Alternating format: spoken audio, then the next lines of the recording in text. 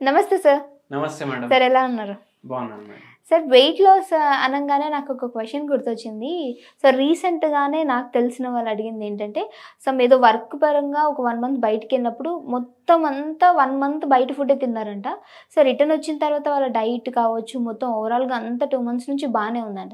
After 2 months తర్వాత నుంచి వాళ్ళ వెయిట్ అనేది పెరగడం స్టార్ట్ అయిందంట. సో నేను డైట్ బానే ప్రాపర్‌గా ఫాలో అవుతున్నాను. బట్ ఎందుకు ఇలా అంటే 1 మంత్ క్రితం నేను తిన్నదేమైనా ఇప్పుడు ఎఫెక్ట్ కొడుతుందా? ఇలాంటి డౌట్స్ వస్తున్నాయన్నమాట. అసలు వెయిట్ లాస్ విషయంలో ఇదేమన్నా మనకి క్యారీ ఫార్వర్డ్ అవుతుందంటారా? మీరొకటి గమనించండి. హ్మ్. ఇప్పుడు ఇంతమంది బ్యాచిలర్‌లు ఉంటారు గదా! అబ్బాయిలు, అమ్మాయిలు. అవును. ఈళ్ళు హాస్టల్‌లో ఉంటారు. హ్మ్. కానీ ఈళ్ళకు హాస్టల్ ఫుడ్ నచ్చదు. నచ్చదు. అవును. మళ్ళా దాని మీద ఏంటి అంటే, హాస్టల్ ఫుడ్ నచ్చకపోయినా వీళ్ళు వేరే వేరే బెడ్‌రూమ్‌లు అట్లా తీసుకొని ఉన్నా, ఏమైనా ఫ్లాట్‌లు గాని కిరాయికి తీసుకొని ఉన్నా, వీళ్ళు ఒక్కటి కర్రీ పాయింట్ అలవాటయిందనుకోండి. హ్మ్. అక్కడనే పోయి కొంటారా లేదా? కొంటారు. కొంటారు. ఇప్పుడు మీరన్నారు నెల రోజులు బయట ఉండే. హ్మ్. దాని తర్వాత ఏమైతది? ఇప్పుడు ఏమైపోద్ది? ఒక్కటే కర్రీ పాయింట్‌లో ఎందుకు కొంటారు? ఏ కర్రీ పాయింట్‌లో అయితే టేస్ట్ బావుంటది అక్కడే అక్కడ కొంటారు. కొంటారు. అవును. ఎందుకు టేస్ట్ బావుంటది తెలుసా మీకు? హ్మ్. ఎందుకు అంటే మనం ఇంట్లో శుభ్రంగా, మంచిగా, ప్రేమతోటి వండి పెడితే పిల్లలు తినరు ఎన్నో సార్లు గమనించండి. అవును. ఎందుకు తినరు? ఎందుకంటే బయటలాగా టేస్ట్ వస్తలేదు టేస్ట్ మమ్మీ అంటారు. వస్తలేదు. అవును. అవునా కాదా? హ్మ్. ఎందుకు రాదు బయటలాగా టేస్ట్ అంటే, ఇప్పుడు మీరు కూర వండుతున్నారు. హ్మ్. ఏదో కూర, టమాటా కూర వండుతున్నారు. హ్మ్. ఏం చేస్తారు? ఇంత నూనె వేస్తారు. అవును. ఒక 2 చెంచాలు నూనె వేస్తారు. హ్మ్. ఇంత బౌల్ తయారైతది కర్రీ. కర్రీ పాయింట్ వాళ్ళు ఏం చేస్తారు? ఇంత బౌల్ కర్రీకి పావు లీటర్ తేలేస్తారు. అవునా దానివల్ల కాదా? టేస్ట్ వస్తుంది కదా! దానివల్ల యాక్చువల్‌గా చూసుకుంటే టేస్ట్ వస్తలేదు. హ్మ్. కానీ ఏమైతదంటే ఎప్పుడైతే ఫ్యాట్ ఎక్కువ ఉంటది కదా ఫుడ్‌లో, ఆ టేస్ట్ మన నాలుక పైన ఎక్కువ సేపు ఉంటది. హ్మ్. మీరు చూడండి ఇంట్ల మీరు తిని హ్యాండ్ వాష్ సబ్బుతోటి చేసుకొని చూడండి. సింపుల్ ఎక్స్‌పెరిమెంట్ అందరూ చేయండి. హ్మ్. ఇంటికాడ తిన్నప్పుడు మీరు సబ్బుతోటి తిన్న తర్వాత చేతులు కడుక్కోండి. హ్మ్. మొత్తం ఆయిలీ ఆయిలీ ఉండదు. ఏముండదు. మొత్తం పోతది. మళ్ళా స్మెల్ చూసుకోండి. హ్మ్. స్మెల్ కూడా ఉండదు. బయట ఎప్పుడైనా తిన్నారనుకోండి, కర్రీ పాయింట్ నుంచి తెచ్చుకొని తిన్నారనుకోండి, అప్పుడు సబ్బుతోటి చేతులు కడుక్కొని ఒకటేసారి చూడండి. మీకు ఇంకా ఫుడ్‌దే స్మెల్ వస్తది. ఎందుకు అంటే ఆయిల్ ఈజీగా పోదు. అవునా కాదా? ఆ! ఆయిల్‌లో ఆల్రెడీ ఆ మసాలాలు, ఎసెన్స్‌లు మొత్తం దాని స్మెల్ వస్తది. అందుకే మనకు బయట ఫుడ్ ఎక్కువ నచ్చుతుంది. నచ్చుతది. నాలుగు. ఒక్కటి గుర్తుపెట్టుకోండి, మీరు వెయిట్ లాస్ చేసుకోవాలంటే బయట కన్నా ఇంటికాడే తినాలి. ఇంటికాడే తినాలి అని అర్థం ఏందంటే ఇంటికాడ వండుకొని తినాలి. బయటకెళ్ళి కవర్‌లలో పార్సెల్‌లు పట్టుకొచ్చి నేను ఇంట్లోనే తింటున్నా అనేసి కవరింగ్‌లు ఇవ్వకండి. హ్మ్.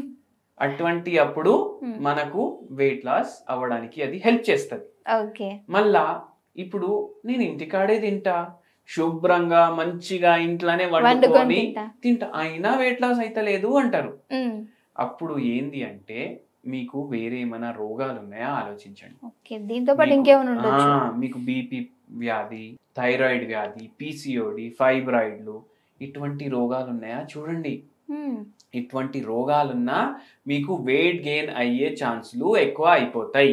ఓకే. బీపీకి, వెయిట్‌కి కనెక్షన్ ఏంటి బీపీ సార్? వ్యాధి ఉంటే మందు వేసుకుంటాం గదా! అవును.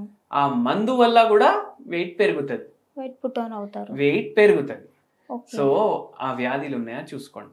ఏం వ్యాధి లేదనుకోండి. హ్మ్. ఇంటికాడే వండుకుంటున్నారు, తింటున్నారు ఆలోచించండి ఇప్పుడు. హ్మ్. ఇప్పుడు ఎందుకు పెరుగుతున్నా? ఎందుకంటే మీరు ఐదర్ ఎక్కువ ఆయిల్ వాడుతున్నారు, ఐదర్ ఎక్కువ కార్బోహైడ్రేట్‌లు తింటున్నారు. హ్మ్. లేదంటే కరెక్ట్ వస్తువులు చూజ్ చేసుకుంటలేరు. హ్మ్. ఇప్పుడు రైస్ ఇంతా తింటారు కొందరు. అవును. దాంట్లో కర్రీ కొంచెం కలుపుకుంటారు. కర్రీలో ఫైబర్ ఎక్కువుంటది. హ్మ్. కర్రీ క్వాంటిటీ ఎక్కువ చేయండి. రైస్ రైస్ క్వాంటిటీ క్వాంటిటీ తక్కువ చేయండి. తగ్గించండి. హ్మ్. మళ్ళా కర్రీలు ప్రిపేర్ చేసుకునేటప్పుడు ఫ్రై కర్రీలు చేసుకోవద్దు. దొండకాయ ఫ్రై, బెండకాయ ఫ్రై, ఫిష్ ఫ్రై. అవునా కాదా? ఏం చేసుకోవాలంటే పులుసులాగా చేసుకోవాలి. పులుసులాగా చేసుకున్న తర్వాత కూడా మీరు ఇంకోటి మైండ్‌లో ఏం పెట్టుకోవాలి? హ్మ్. నూనె అనేది తక్కువ యాడ్ చేయాలి. సో, అది ఎందులో అయినా సరే. నూనె ఏమో తక్కువ యాడ్ చేయాలి. హ్మ్. తక్కువ యాడ్ చేసి కర్రీ క్వాంటిటీ ఎక్కువ తీసుకొని, తక్కువ రైస్ తీసుకొని తినాలి. హ్మ్. ఇది ఇంకోటి. మళ్ళా వెరీ ఇంపార్టెంట్ పాయింట్ ఏందంటే, ఎంత తినాలనిపిస్తుందో దానికి సగం తినాలి. దానికి సగం తింటే ఏమవుతుంది, సగం క్యాలరీలు పోతాయి. సగం క్యాలరీలు పోతే హాఫ్ అయితే అక్కడే పోయింది కదా, అవును, ఇంకా సగం ఏమో సరిపోతుంది. మీకు ఆకలి తీర్చలేకపోయినరు అనుకోండి, ఏం చేయండి, కుకుంబర్ ఉంటుంది కదా, కోయండి, దాని మీద ఉప్పు కొద్దిగా కారం వేయండి, తినేసేయండి. ఇది మీరు ప్రాక్టీస్ చేయండి, కడుపు నిండిపోతుంది. సాలెడ్స్ ఎక్కువ ఇంక్లూడ్ చేయండి మీ డైట్లో. పొద్దుగాల ఏమో 4 ఇడ్లీలు తినాలనిపిస్తుంది, సగమే తినండి, 2 తినేసి ఆపేసేయండి. మధ్యాహ్నం ఏమో మీ ఇంట్లో మంచిగా సాంబార్ ఉంది, రసం ఉంది, రైస్ ఉంది, కూర ఉంది, అన్నీ ఉన్నాయి, సగం రైస్ తీసుకోండి, కూర క్వాంటిటీ ఎక్కువ తీసుకోండి. అంటే బయట ఫుడ్ వల్ల వెయిట్ అనేది ఎక్కువ పెరిగే అవకాశం ఉందంటారు? ఆబ్వియస్లీ ఉంది. కొంతమంది ఏంటంటే మంచిగా వండే వాళ్ళు, కర్రీ పాయింట్స్ కావచ్చు, మేము చూస్తున్నాం సార్ వాళ్ళు నీట్గానే వండుతారు, మేము అదే కన్జ్యూమ్ చేస్తున్నాము, సో అలా తీసుకోవచ్చా, ఇలా అడిగే వాళ్ళు కూడా ఉంటారు. సో అంటే ఇంటి పరంగా వండేటువంటి ఏ వంటలైనా సరే మనకి హెల్తీని ఇస్తాయి అని చెప్తూ ఉంటారు. సో ఇలాంటి వాళ్ళని చూసుకుంటే చాలా వరకు వీళ్ళలో కూడా వెయిట్ అనేది పెరిగిపోవడం చూస్తూ ఉంటాం. అంటే మన ఇంట్లో వండుకునే వంటల్లో కూడా ఎలాంటి మిస్టేక్స్ అని మనం చేస్తూ ఉంటాం అంటారు? ఇంట్లో మీరు ఏం వండుకున్నా అది హెల్త్కి ఎటువంటి చెడు చేయదు అనేసి మన ఆలోచననే. ఎందుకు, మనం హైజీనిక్గా వండుతాం, సరే ఇన్ఫెక్షన్లు రావు, దగ్గు రాదు, జలుబు రాదు, మోషన్లు రావు.